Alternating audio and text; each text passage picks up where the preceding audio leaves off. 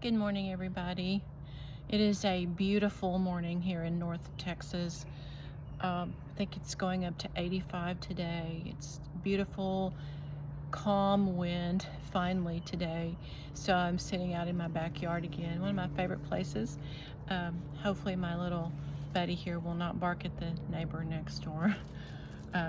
He has his dog out in the backyard, and I think it's a Great Dane, so my little Shih Tzu loves to bark at him.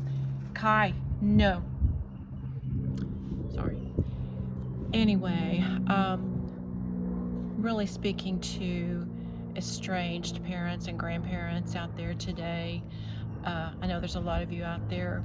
Hopefully you end up finding my channel at some point, but just share a little bit of what goes on in the life of an estranged parent and grandparent. Yesterday was my first grandchild's 16th birthday, and of course none of us got to see her or speak to her or tell her happy birthday or give her a present like the last pretty much 6-7 years or so. I have had a few times I've gotten to do that through their dad, through my daughter's ex-husband. But anyway, he's unfortunately not seeing the children now either, so, and that's a long story in itself, but it's all very unfortunate. But I just wanted to kind of share what happens. My mom is 93, and she has reached out to my daughter and basically begged to see the children, and my daughter has not come, not responded. Yesterday, my grandchildren's paternal grandfather reached out to my daughter and asked if he could just say happy birthday to our 16-year-old granddaughter, and he got no response. He sent her a couple of texts, and it's very frustrating, and it's after so many years and after being patient and trying, it does get very frustrating. So I don't fault anybody for being frustrated. I totally understand, because no one understands it more than the mom that's involved and the grandmother like me. But he kind of said some things to her that, you know, she would not like the results of this at some point. At some point the kids will do what they want to do, which is true. So I don't fault him for saying things to her, and frankly it doesn't make things any worse. We still don't get to see the children, and she still doesn't respond. And I mean, the truth is, if you're not going to respond as your grandmother's first grandchild who's begging you at 93 to please come and bring the kids, if you're not going to respond to that, you're probably not going to respond to anybody. And frankly, I don't know how you can have a heart at all and do a grandparent like that. And this is really all because my mom doesn't disown me, because my daughter sees that as siding with me. Or if she tells me that she texted my daughter or heard from my daughter, which she did in the last year, and they actually had a couple of conversations, but then Jordan found out that she was telling me, and then that was it. And I wrote to my daughter and I told her, look, if you hadn't seen your children in 7 years and they came to me, would you not want me to tell you, hey, this is what happened, I heard from them, this is what's going on in their life, and they're happy, or whatever. That's the way my mom feels about me. Of course she's going to say, you know, after 5 years or 6 years or 7 years, I talked to Jordan, I talked to your daughter, and they're doing okay, they're doing well, or this is what's going on. Of course I want to know. I love my children. I want to know what's going on in my children's lives. I don't think that's stalking, as it's been referred to by my daughter, because I went by her new apartment one time to see it. There's no conspiracy. There's no secretive mission to find something out. It's simply a parent that loves her children and grandchildren and wants to know that they're living well, that things are good in their lives, where they are, what's going on. I think that's normal. But for my daughter, she feels like that is being invasive, that I'm stalking her, uh, that there's some kind of conspiracy behind me being glad to hear about her, being glad to know that she's alive, that they're well. Um, so I don't know if that's the same story that other parents are enduring or have endured.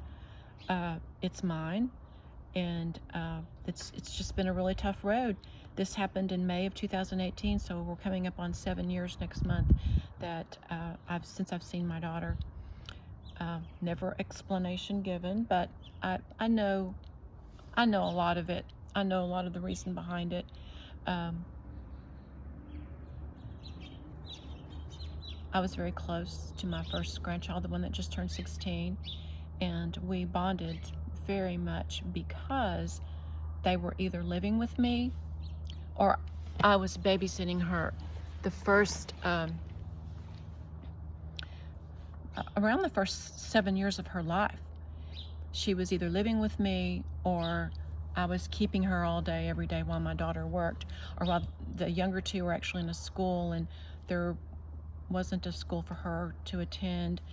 At the same time, my daughter went to a Bible school here in Dallas, and they had a place for the younger children, but not for the oldest one, so I ended up with her again. And during that 3 years of time, she was with me a lot. So there was a lot over years that I was with my oldest grandchild. And so when you're with someone 24/7 or most of the waking hours during the day, you form a bond. You get very bonded with that person.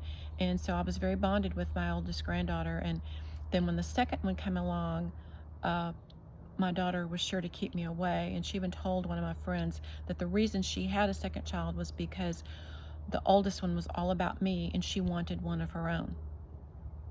Now, that's just what she told my friend. So I assume that's the reason why the second one, and then she had a third one, which is the little boy, my youngest grandchild and my only grandson. So I was very close to all of them. They all three lived with me at the end of that time period when I was seeing them. And before she went to school, they were all three living with me. So I was with them all a lot and bonded some with the others, but mostly with the oldest one. That's the only one I was allowed to spend that time with, and actually forced to spend that time with because my daughter had no other help and no one else to keep her. So anyway, it's a lot of background story. I know every story is a little different, but then so many of us, the stories are very similar. You could almost just change names and it's the same story. So anyway, I just go on with life and I do things with friends and I get busy with my gardening and decorating, and I love clothes and all those things that I've always enjoyed. And so I just try to stay busy and focused on the things that I enjoy and the people that I like being around, that like being around me. And we just spent the day in Dallas yesterday with my best friend. We had a day of shopping and lunch in Dallas, which was fantastic. We went to the discount stores. We went to Saks Off Fifth, Nordstrom Rack. Actually, I think those are the only two stores we hit. And then Bubba's for lunch, which is the best fried chicken anywhere.